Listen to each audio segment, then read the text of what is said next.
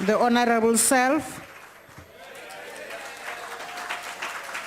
Madam Speaker, thank you very much. The Honourable Gordy reminds me of that very famous English expression, he who pays the piper calls the tune. And therefore, I suppose he has to pay for the tune. But we are deadly serious about the motion of no confidence, and there are many reasons why President Zuma must go. And at the time of my disposal, I will only deal with some of them. The first is that President Jacob Zuma should never have become the President of South Africa in the first place. Because prior to becoming President, he was facing over 700 charges of a serious criminal nature. 2 months before he was inaugurated, the prosecution against him was suddenly discontinued by the National Prosecuting Authority, making a mockery of the principle that all South Africans are equal before the law. Well, the DA is fighting, and we will continue to fight, to have this clearly irrational and unlawful decision set aside. Secondly, the Honourable Zuma has used every legal trick in the book and millions of rands of taxpayers' money to avoid his day in court. But this day is soon coming to a court near you. Not only that, but his private attorney is the President's special advisor paid for by the taxpayer. What advice, we wonder, does Mr. Hully give at our expense?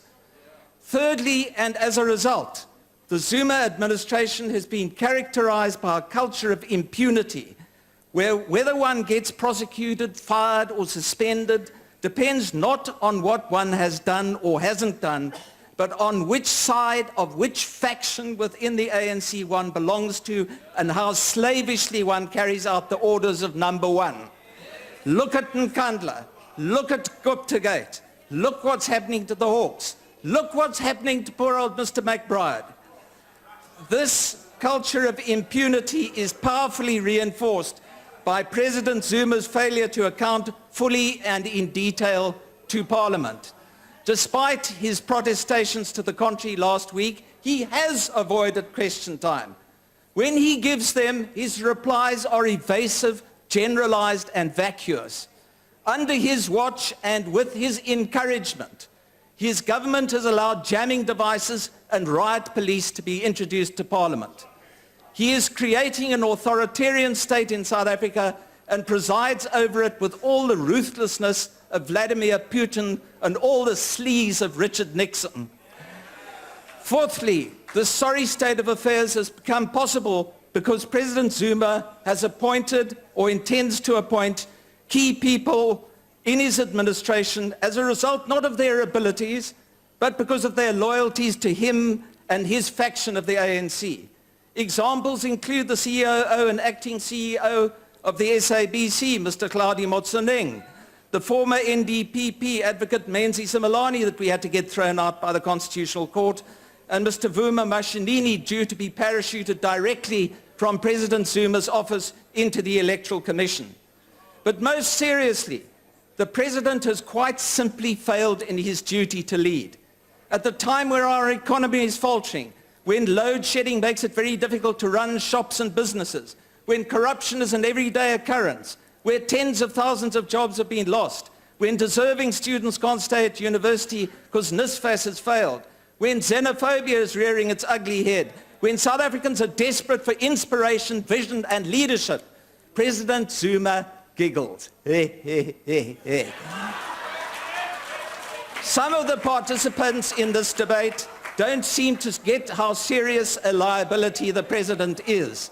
And speakers from the ANC were particularly weak, and I'd like to address some of their comments. In particular, the Minister in the Presidency, who blamed the low growth rate in South Africa on the global economic slowdown.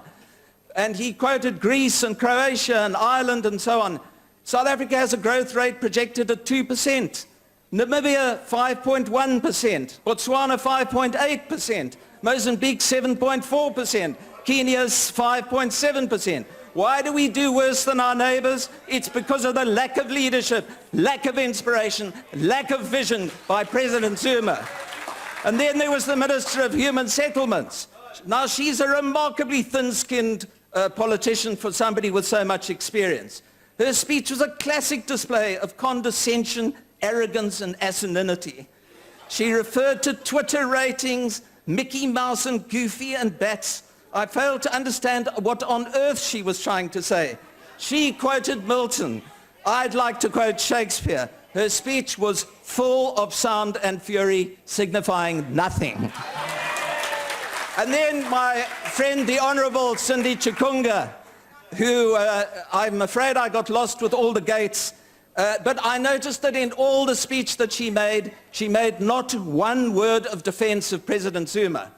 But I'd actually like to address myself directly to somebody who didn't take part in this debate, to the Honourable Jeremy Cronin. Now, the Honourable Cronin lectured me as a first-year student at UCT. And early in my second year, he was detained and eventually convicted for what were then described as offences against the state. He paid a terrible price for his belief, and I admire him for it. The Honourable Cronin ignited in me an aspiration that South Africa could become a nation united in its diversity, and in which everything that was rotten and evil in the apartheid regime could and would be overcome. Now, the very direct question that I would like to put to the Honourable Cronin is what we have now what you struggled for? Did your sacrifice justify the spawning of a new regime which, in most respects, is indistinguishable from the old? When you look around and see failure, greed, nepotism, corruption, tender fraud, aren't you sickened to the core? I know you are. And for every one of you, there are 10 other decent members of the ANC who are likewise appalled in what, in so short a time, our nation has become. You and the others you represent know that President Zuma is quite simply not worth his office and must go quickly for South Africa's sake.